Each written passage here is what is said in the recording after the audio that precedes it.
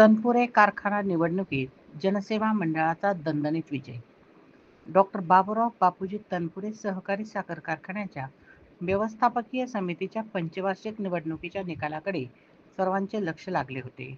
राहुरी कृषी उत्पन्न बाजार समितीचे सभापती अरुण तनपुरे यांच्या नेतृत्वाखाली जनसेवा मंडळाने घवघवीत यश प्राप्त केले आहे. जनसेवा मंडळाने सर्वच्या सर्व जागांवर विजय प्राप्त केला आहे.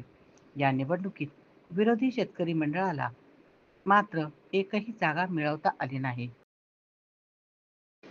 तनपुरे सहकारी साखर कारखान्याची पंचवार्षिक निवडणूक 31 मे रोजी पार पडली.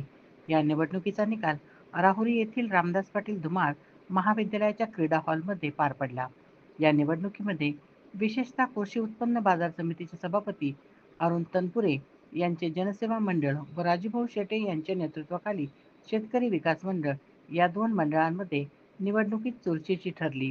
तर कारखाना बचाव कृती समितीला या निवडणुकीत मात्र कमी मते मिळाल्याने त्यांना तृतीय क्रमांकावर राहावे लागले. या निवडणुकीमध्ये पहिल्यापासून मतमोजणी सुरू झाल्यापासून जनसेवा मंडळाचे सर्व उमेदवार सर्व गटांमध्ये आघाडीवर होते.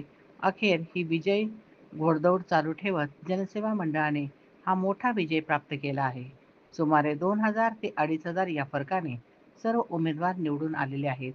तर ब गट मतदारसंघातून उभे असलेले उमेदवार व युवा नेतृत्व हर्ष अरुण तनपुरे यांनी या मतदारसंघामध्ये 188 मतदारांपैकी 128 मतदान मिळवून दणदणीत विजय प्राप्त केला आहे. निवडणूक झाली, मात्र आता सत्ताधाऱ्यांसमोर सभासदांना दिलेल्या वचनपूर्तीचे मोठे आव्हान आहे. गेली 11 वर्षापासून घरघर लागलेला हा कारखाना सुरू करणे ही जबाबदारी नवीन संचालक मंडळाची राहणार आहे. तसे आश्वासन देखील या सभासदांना दिले गेले आहे.